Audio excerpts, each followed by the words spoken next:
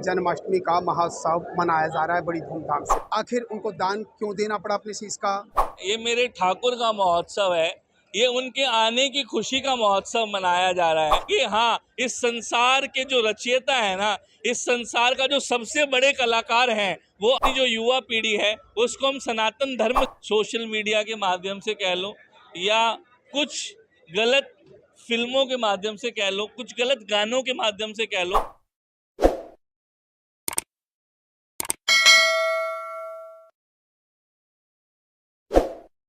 में जन्माष्टमी का महोत्सव मनाया जा रहा है बड़ी धूमधाम से।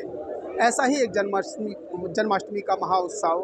रोहिणी के अंदर मनाया जा रहा है, जिसमें तरह तरह की लीलाएं दिखाई जा रही हैं। सबसे बड़ी बात यह कि खाटू श्याम बाबा की जो लीलाएं हैं उसके बारे में बताया जा रहा है। रोज अलग अलग कथाएं बताई जा रही हैं। इस श्याम बाबा ने अपने शीश का दान दिया।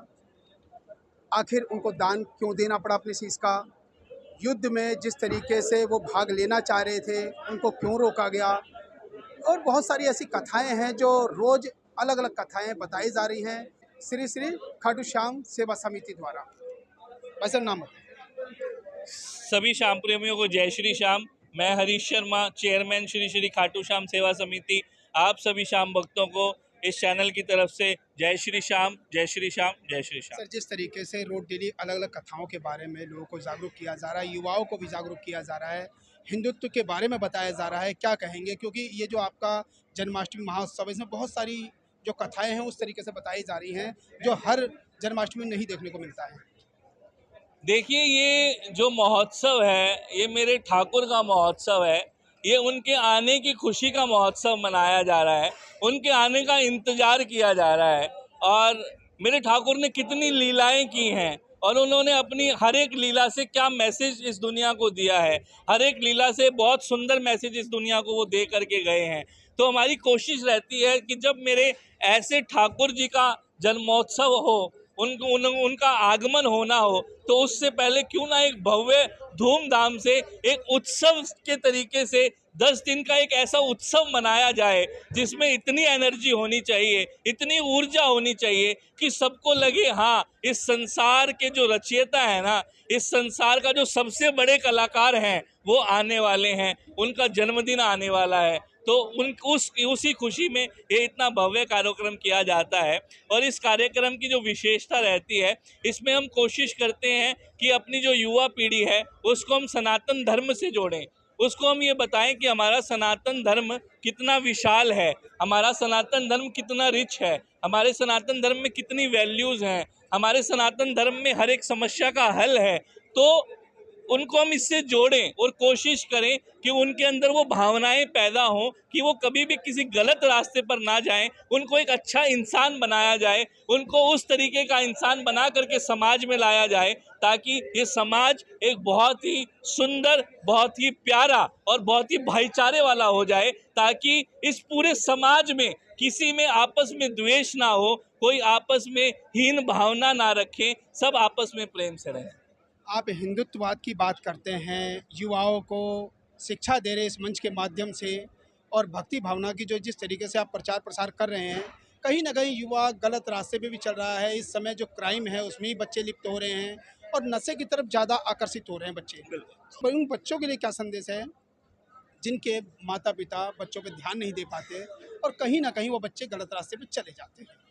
देखिए, ये ना बड़ा पीड़ा का विषय है। जब भी कोई अप्रिय घटना होती है और हम उसको पढ़ते हैं तो यकीन मानिए दिल में इतनी पीड़ा होती है, अंदर अंदर से अंतरात्मा रोने लगती है कि यार ये मेरे समाज को हुआ क्या, मेरी युवा पीढ़ी को हुआ क्या है, वो किस गलत दिशा में क्यों जा रही है, क्या हमारे उनके पालन पोषण करने के तरीके में कमी आ गई है, क्या हम उनको वो संस्कार नहीं दे पा रहे हैं, या वो बाहर की जो प्रदूषित हवा आजकल चल रही है सोशल मीडिया के माध्यम से कह लो या कुछ गलत फिल्मों के माध्यम से कह लो, कुछ गलत गानों के माध्यम से कह लो, ये जो हवा चल रही है, जो प्रदूषित हवा चल रही है, क्या इसने हमारे बच्चों को बिगाड़ दिया है? तो हम कोशिश कर रहे हैं कि वो सनातन धर्म से जुड़ें, वो अपने धर्म को समझें, उनको पता लगे कि हमें समाज को बहुत कुछ देना होता है, हमें सिर्फ समाज से लेना नहीं होता। उन्हें पता लगे कि हमें समाज में किस तरीके से रहना चाहिए, हमारी लिमिट्स क्या होती हैं, हमारी लिमिटेशंस क्या हैं, हमारी आंसरेबिलिटी क्या है, हमारी रिस्पॉन्सिबिलिटी क्या है। तो उनको जब तक ये चीज़ें समझ नहीं आएंगी, उनको सही और गलत का आभास नहीं होगा, उनको ये नहीं पता होगा कि सही क्या है और गलत क्या है, जब तक मेरे को लगता है कि हम उसमें सफल नहीं हो पाएंगे। दूसरा एक बहुत बड़ी चीज़ जो मेरे को लगती है, हमारा जो कानून है वो इन चीज़ों को लेकर के बड़ा लचर है। कोई भी उसमें मतलब बहुत ही ईजिली उसमें लूप होल निकाल करके बच जाता है। मैं आपके चैनल के माध्यम से कहना चाहूँगा कि जो इस चीज़ के लिए जो पनिशमेंट होनी चाहिए वो कम से कम फांसी होनी चाहिए, इससे नीचे कोई कानून नहीं होना चाहिए।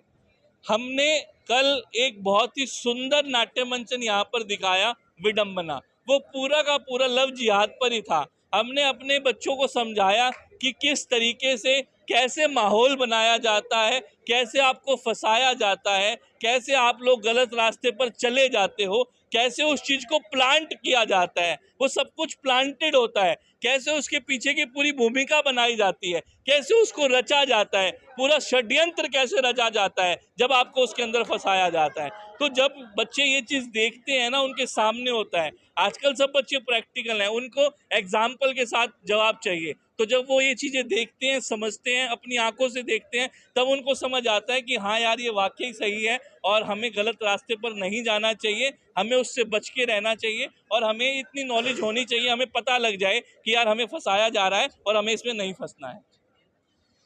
श्री श्री खाटू श्याम सेवा समिति द्वारा अभी बताया गया कि मंचन के द्वारा युवाओं को